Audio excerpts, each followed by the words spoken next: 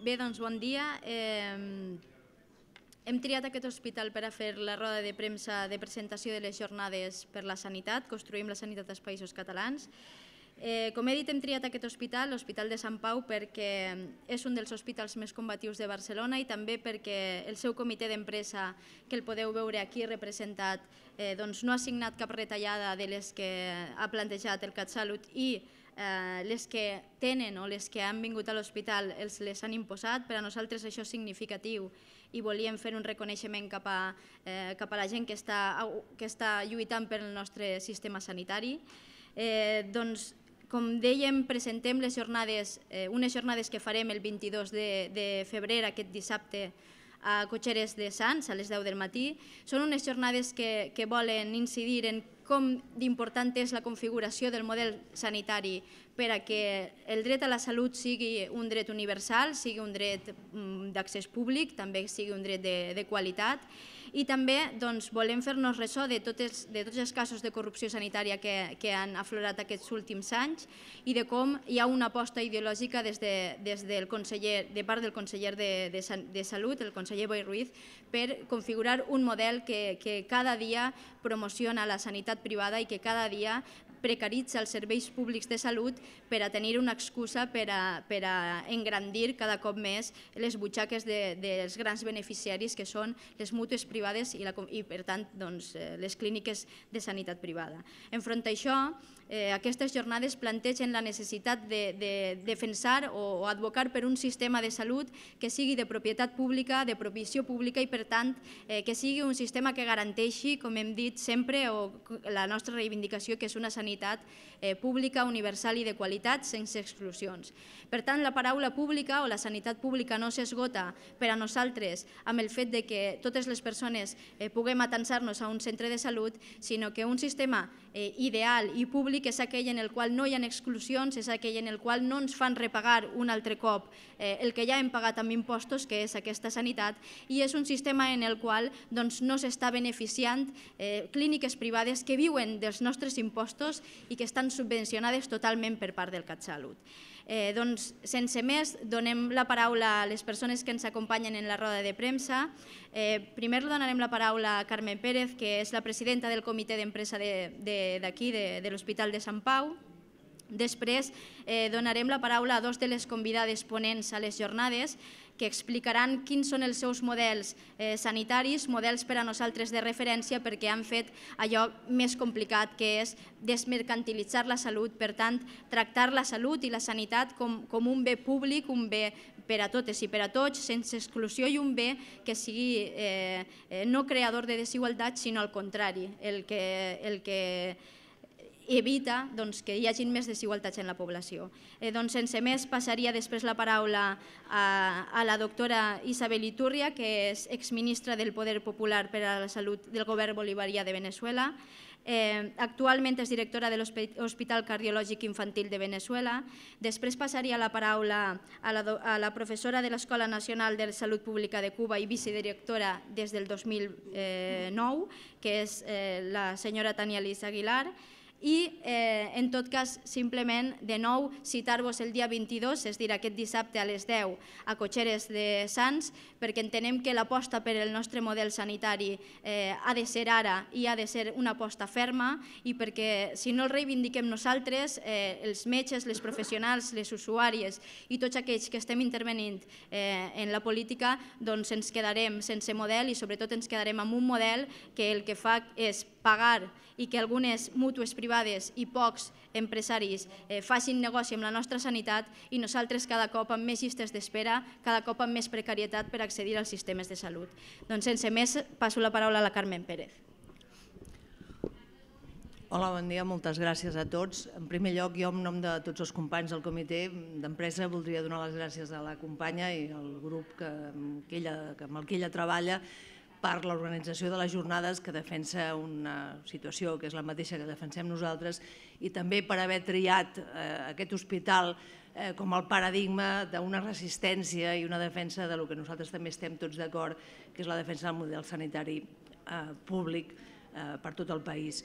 Jo voldria dir que el comitè d'empresa d'aquest hospital està format per diverses seccions sindicals, som 7 formacions sindicals diferents, amb estaments diferents i a vegades, en alguns casos, amb interessos diferents i amb opcions, evidentment, personals, polítiques també diferents, però sí penso,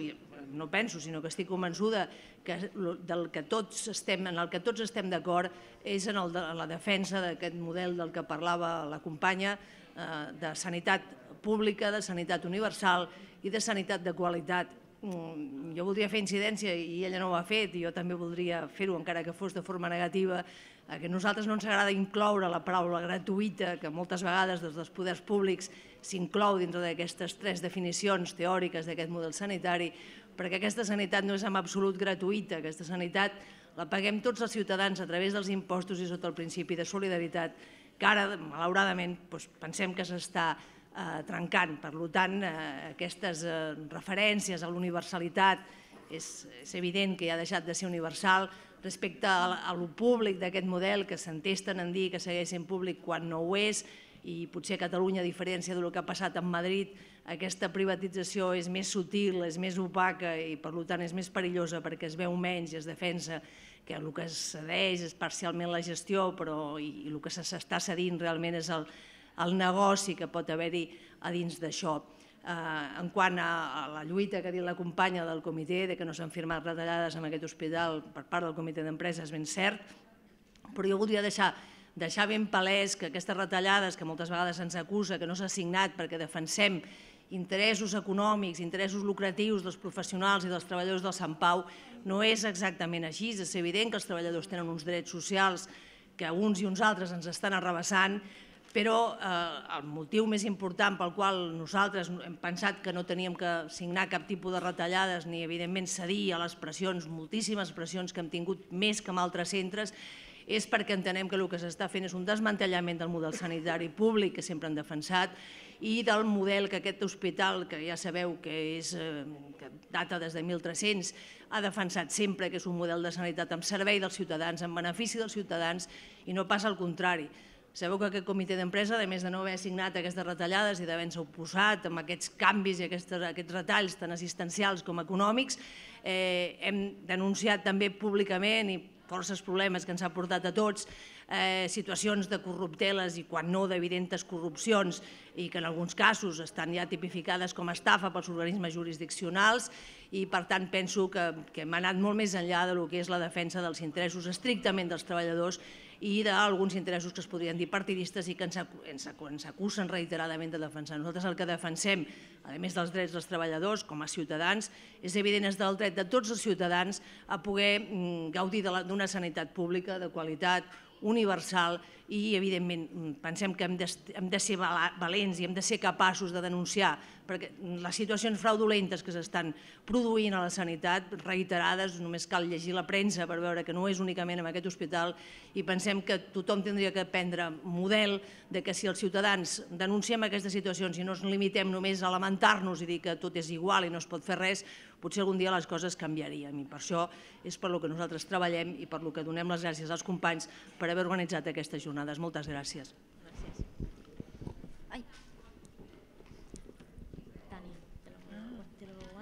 Sí, no, está bien. Bueno, muy buenas tardes. Yo, tal y como lo anunciaba Isabel, represento a Cuba. Nos sentimos nosotros muy privilegiados y honrados con que nos hayan invitado a participar de estas jornadas. Seguramente ustedes están al tanto de que nosotros en Cuba tenemos un sistema público de salud, un sistema absolutamente gratuito hace ya más de 50 años, con acceso para toda la población, con además un servicio universal accesible, que no solamente hace que las personas puedan acceder a los servicios, sino que los servicios están cerca de las personas. Es decir, vamos más allá del acceso como entrada a los servicios de salud, sino que acercamos los servicios a donde las personas viven, a las localidades donde están, y servicios de salud que ostenta hoy pues indicadores del primer mundo. Es decir, tenemos una mortalidad infantil en Cuba que el año pasado cerró con un 4,2 por 1000 nacidos vivos. Tenemos también un altísimo índice bueno, tenemos una población envejecida, a pesar de ser un país subdesarrollado, y en eso nos mostramos como los indicadores de los países desarrollados, con una esperanza de vida de 78 años. Y bueno, pues nuestra presencia aquí pretende explicarles, pretende un poco mostrarles cómo hacemos, qué es lo que tenemos, cómo es nuestro modelo, cómo se ha ido modificando. De hecho, no ha sido un modelo estático, porque la vida sigue cambiando y el mundo también, y las crisis también nos afectan a nosotros.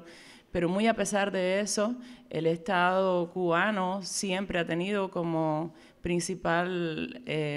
premisa garantizar la salud de su población. Y es una situación bien complicada en el contexto actual, donde todo está sumamente caro, donde una de las cosas más caras es la salud y por supuesto, resolver el tema de la enfermedad, los medicamentos. Sin embargo, se sigue en Cuba garantizando esto para toda la población cubana. Incluso estamos ahora mismo con la epidemia del SIDA también, y estos enfermos reciben gratuitamente todo el tratamiento, todo el diagnóstico, todo el seguimiento. Entonces, bueno, los invitamos también a que participen el sábado. Ahí tendrán la oportunidad de escuchar un poco con más tiempo, ¿no?, cómo es el modelo cubano, cómo se ha transformado, qué es lo que estamos haciendo hoy y cómo hemos podido, a pesar de nuestras carencias, pues sostener algo tan caro y costoso como es la salud de la población, pero que bien vale la pena tener un pueblo saludable. Gracias. Hola, buenos días. Bueno, primero que nada, dar las gracias por esta oportunidad de estar nuevamente en esta hermosa ciudad y estar justamente para discutir el tema de cuál es la propuesta en materia de salud. Indudablemente eso es una decisión de cada uno de los pueblos. Eso es una decisión que tendrán que tomar los catalanes y que tendrán que tomar los pueblos e imponerla. Al final es imponerla, porque la toma de decisión entre si queremos entender la salud como derecho o queremos entender la salud como mercancía determina inmediatamente cómo va a funcionar el sistema, independientemente de la cantidad de dinero que haya para eso. Siempre es limitada la cantidad de dinero, pero con la cantidad de dinero que exista, la toma de decisión de entender la salud como derecho o entender la salud como mercancía determina qué es lo que va a ocurrir en adelante y cuáles van a ser las posibilidades de cada una de las personas en el momento de necesitar de un servicio de salud o cuando no lo necesita, en el momento de tener o no acceso a un servicio social o en el momento simplemente de entender los recursos que se inviertan en promoción de salud y calidad de vida, entendida la salud como algo que va mucho más allá de la enfermedad, ¿no? En nuestro caso particular, en Venezuela, la decisión fue clara y fue la decisión de salud como derecho. Y además fue clara y, como acostumbramos en Venezuela, resuelta a través de unas elecciones. En nuestra Constitución, y fue por primera vez que en Venezuela una Constitución fue votada por cada una de las personas, no por delegados, no por diputados, sino directamente con el voto popular, se aprobó la salud dentro del derecho a la vida. Dentro del capítulo que habla sobre el derecho a la vida está la salud. La salud entonces entendida como derecho con prohibición de privatización expresa, constitucional, y eso determina en consecuencia qué rumbo se toma. La salud entendida como mercancía está dentro de las tres áreas, junto con energía y petróleo y tecnologías de comunicación e información, que mueven más dinero en el planeta Tierra. O sea que sabemos a qué nos estamos enfrentando cuando enfrentamos el modelo de salud como derecho versus salud como mercancía. Estamos enfrentándonos al gran capital transnacional que gira alrededor del sector salud, en insumos, en material médico quirúrgico y también, por supuesto, luego en la prestación de servicios, pero sobre todo en lo que tiene que ver con tecnología de salud, que es lo que más dinero mueve. Y obviamente la toma de decisiones que tengan ustedes como país, pues tendrán luego que defenderla. Y en eso también nosotros en la Constitución hablamos del modelo en el que la salud privilegia el primer nivel, la promoción de salud y calidad de vida, y además privilegia la participación comunitaria en materia de salud, la presencia del Comité de Salud en cada uno de los establecimientos de primer nivel que garantice que llegue a la gente las estrategias de promoción de salud y calidad de vida que no son las mismas que los que tienen quienes buscan vender, quienes buscan negociar y quienes buscan tener alrededor del sector salud el movimiento de dinero que les pueda ser de utilidad para ellos. Así que nosotros encantados de poder compartir y discutir con ustedes desde la experiencia de nuestro país y sobre todo desde la concepción constitucional